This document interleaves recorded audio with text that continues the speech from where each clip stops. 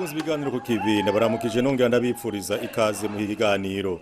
Ku munsi wa gatandatu w'igenekerezo rya 28 ukwezi kwa gatandatu mu mwaka wa 2014 wari umunsi udasanzwe ku Burundi aho makomine yose agize Uburundi abarundi bakeje mu gihugu cacu nyine cyo Pierre Nkurunziza kudushima makungu adahengeshanya ku muronsa kubera ivyiza akora. Kukaba nkako kubera ivyiza mu gihugu cacu nyine cyo Pierre Nkurunziza akora haba mu iterambere no gusimbataza amahoro n'umutekano mu Burundi no makungu nico waro Perezida Pierre Nkurunziza niwe mukuru w'igihugu wa mbere ku isi yose amaze kuronka ubushimwe bwinshi ahawe n'amakungu.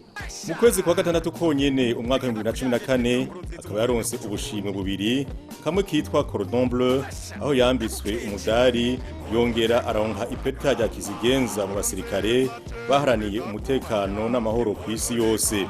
Aho gashimwe akaba yagahawe n'ishamwe mpuzamakungu y'abasoda bagarukana umutekano n'amahoro ku isi. Ibyo bikaba byabereye mu gihugu cy'Ubufaransa. Muko kwezi kwa gatandatu nyene nyine cyo Pierre Nkurunziza iraba muri Maroc yararonse agashimwe yahawe n'ishiramwe ryitwa Crans Montana. Monsieur Pierre Nkurunziza, président de la République du Burundi, vous êtes parmi les leaders d'une génération qui était plus que nécessaire dans cette zone géographique où se trouve votre pays et qui a été malmenée pendant des décennies, qui a souffert pendant des décennies.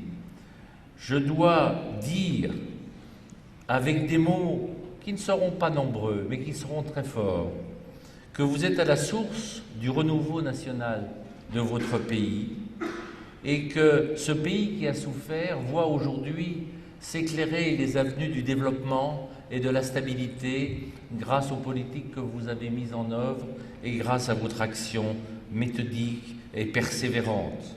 C'est grâce à votre action, à votre détermination, qui représente en fait l'engagement de votre vie, que l'émergence du Burundi parmi les acteurs du développement et de l'intégration en Afrique a été possible.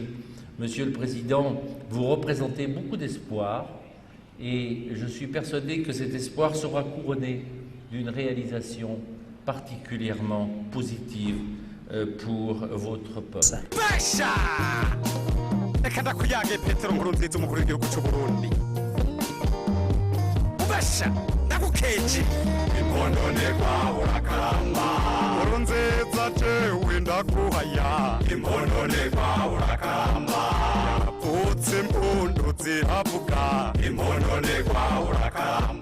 Mu gukeza rero umukuru w'icacu nyinshi wa Pierre Nkurunziza ku bushimwe ndahengeshanya kuronka abarundi bakaba babicishije mu bikorwa rusangi aho ibyo bikorwa byatangujwe n'urugendo rwo gukeza no gushigikira se barundi n'icubaro Pierre Nkurunziza.